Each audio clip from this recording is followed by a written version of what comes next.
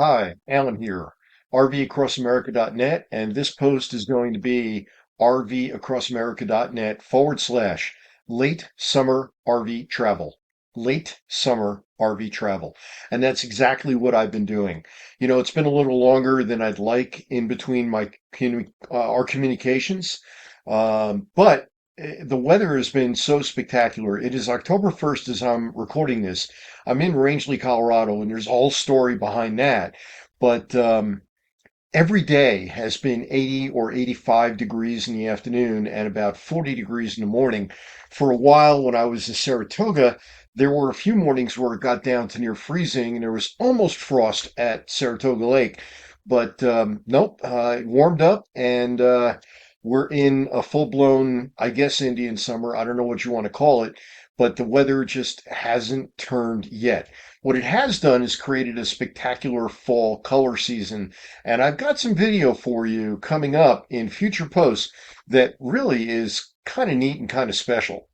So again, this is going to be at rvacrossamerica.net / late summer RV travel. And forgive me as I refer to my notes. Senior moments occur, but I've got a lot to share.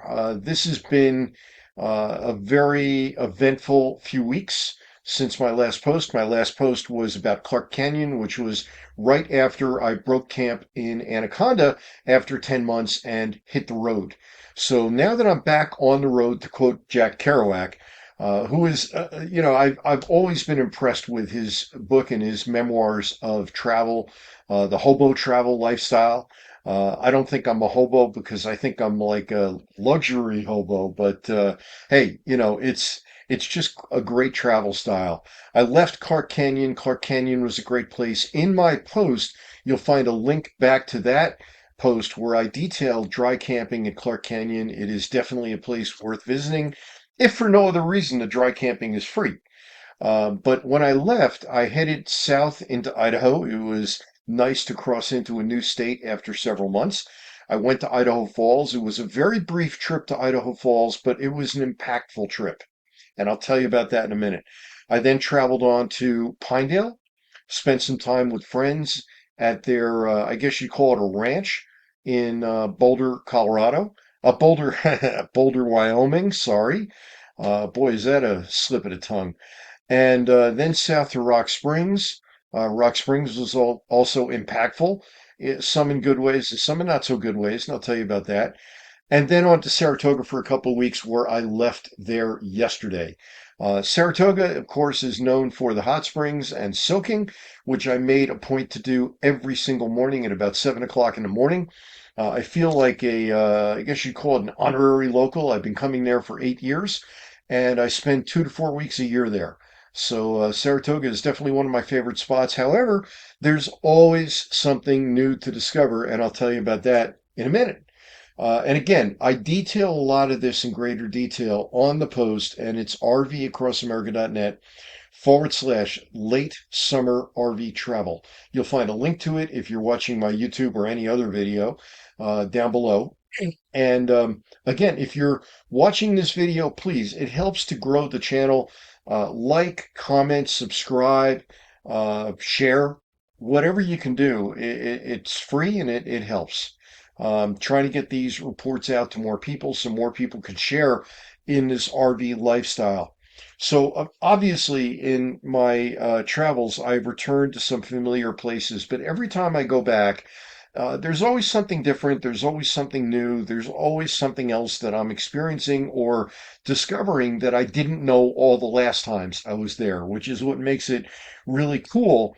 And having some familiarity with a place, especially if I found a place where the RV camping is affordable. And I kind of get into that in the post, but I'm going to detail that for you a little bit here as well. The new experiences this time were both good and bad. I was touched by crime twice, once directly and once indirectly. My kayak, my 2-year-old Aquaglide Deschute 110 is gone. I think it grew legs and walked in Rock Springs, and that's unfortunate. It may have been because I left down my guard and went to a Walmart. It was sitting in the bed of the truck, and then it wasn't. So I believe that that's where it happened. I can't quite pinpoint it, but that kayak is gone. Things sometimes happen for a reason. Aquaglide apparently was recently bought out by another company called Boat, B-O-T-E. And I think what they're in the process of doing, they being the manufacturer, is rebranding everything over to Boat. They didn't tell me that. That's just my guess. But what that has caused to happen is all the Aquaglide products are on closeout. And I've got a link in the post where you can see what I bought in replacement. It's a better kayak. It's called Chilean. And I should know how to pronounce it. And there is a link where you can get the same kind of discount that I got. So I did replace it with better. Also, in my visit to Idaho Falls, there were two incidents in Idaho Falls. One had nothing to do with, well, it both had something to do with crime. One was on a far greater level than local crime. The other one was just local crime. I chose not to stay at South Tourist Park. It's a boondocking parking area, RV camping area, right along the river, right along the walkway in Idaho Falls, 2 miles from the historic downtown area, but not a good place to be if you're concerned about crimes of opportunity. Why? Homeless encampment. There's more and more homeless, even in Idaho Falls, that simply will take advantage of the situation and cause the quality of life to decline. And that's unfortunate. I point to the local Idaho Falls leaders for accepting that. I always was a believer in what Rudy Giuliani did in New York City. If you criminalize and address minor crime, it prevents that from growing into more and more prevalent crime and sometimes major crime. So I would hope and I would implore if somebody from Idaho Falls sees this, that the powers that be in Idaho Falls in the local community address it. Because I chose not to stay at South Tourist Park and I was warned off by people who knew it. I'm not going to out them, I'm not going to name them, but there were people who knew what was going on in that park and said, I wouldn't stay there.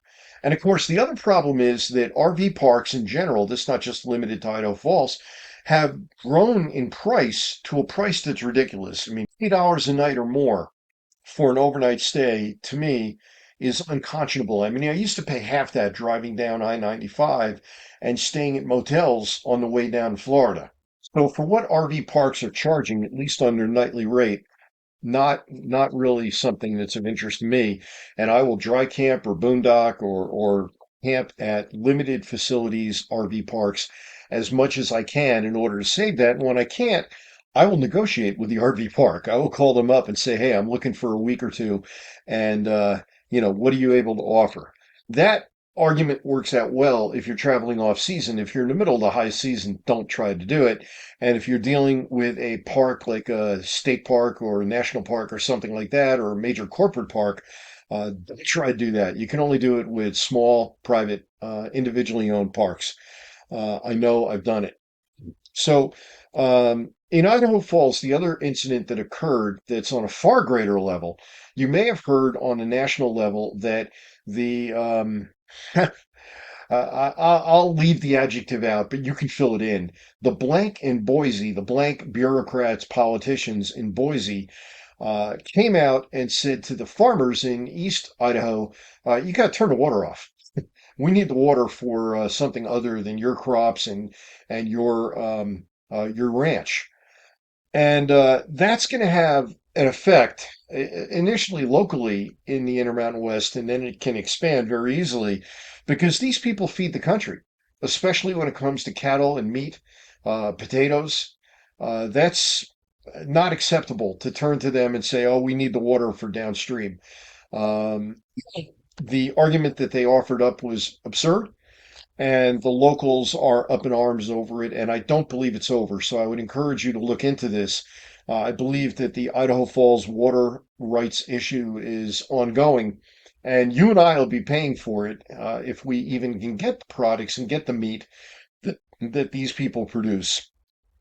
I moved on to Pinedale afterwards, and I don't want to bring you down in this, but I've got to be real as to what's going on. And as a traveler, I see it. And as a traveler to Idaho Falls is one of those places that I consider to be kind of like a second home because I spent so much time in Rigby, although I didn't stay this time at the Yellowstone Lakeside RV Park, which, by the way, is nowhere near Yellowstone and not Lakeside.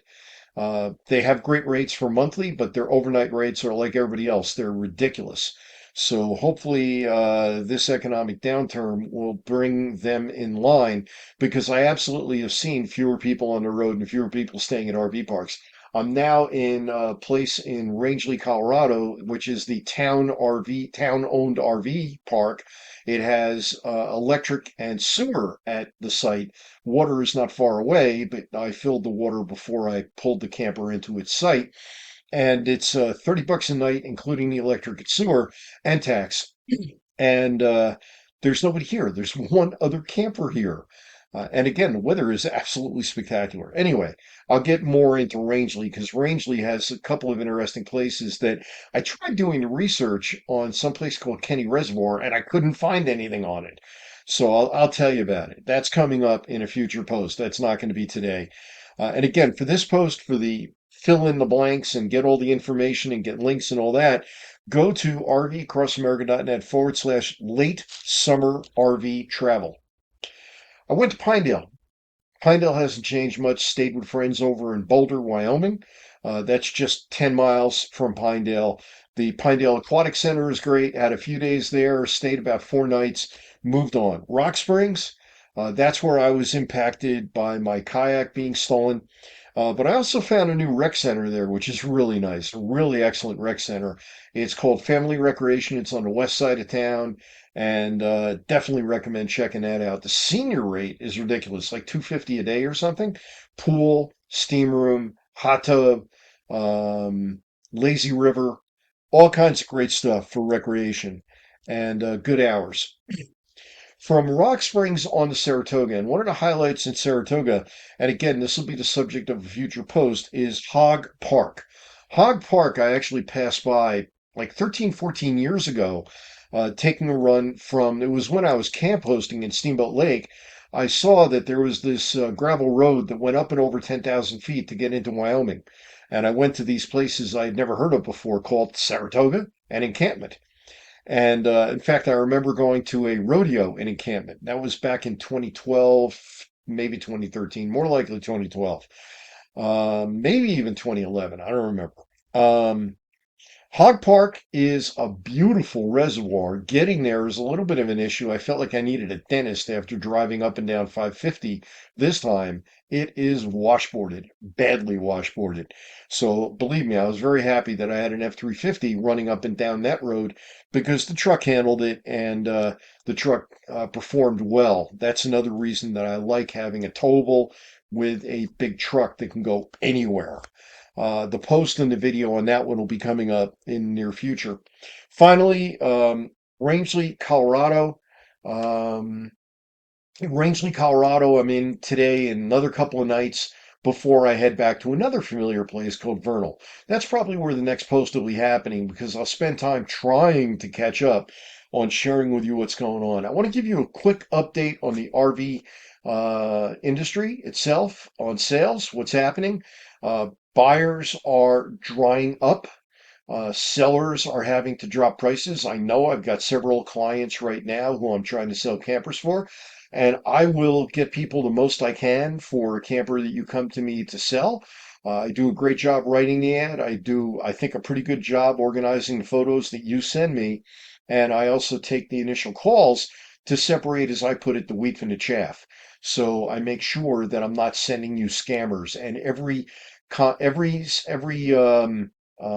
transaction that has occurred between a seller and one of my clients who is, I mean, a buyer and one of my clients who's trying to sell, has gone well. As far as my buyers, my clients who are buyers, they're contacting me. There's not many. And in most cases, I am able to negotiate really superior prices that exceed what they expected to be able to get. Recently bought a brand new Arctic Fox fifth wheel with a client for a client that we got it below cost. We did recently do business for another client on a LTV, real luxury Class B plus motorhome.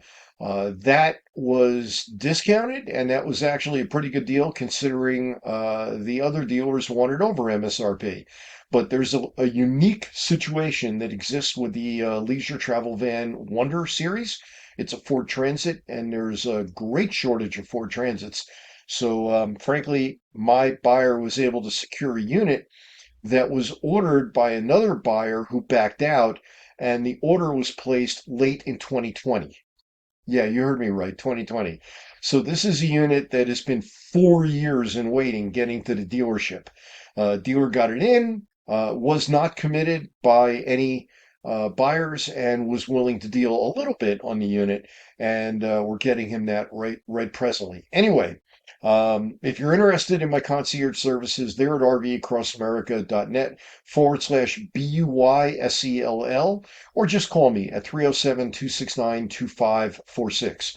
That's 307-269-2546. Anyway, Alan here. Already went out on a 5 mile bike ride. If the wind lets up, and it looks like it is letting up, I'm going to go out and do some paddling, hopefully later on this afternoon over in the Kenny Reservoir, get you some real good footage up there. And that'll be, again, the subject of a future post. This one is at rvacrossamerica.net/late summer RV travel. It's no longer summer, so maybe the next one will be early autumn. Anyway, Alan here, rvacrossamerica.net. You have a great morning, afternoon, evening, whenever you're seeing this. And again, I'd love to hear from you. I read all the comments. Post below if you're reading this on my post. If you're on a video channel, then please go down, like, subscribe, comment, share it, whatever. It just helps the algorithm that these video services have in order to say, hey, there's people interested in this. Let's share it to more people, and that'll help spread the word. Again, this is about saving money while RVing. My post talks about specific costs of RV campsites that I'm staying at, gives you actual details, and hey, I'm happy to share. Alan here. You have a great day.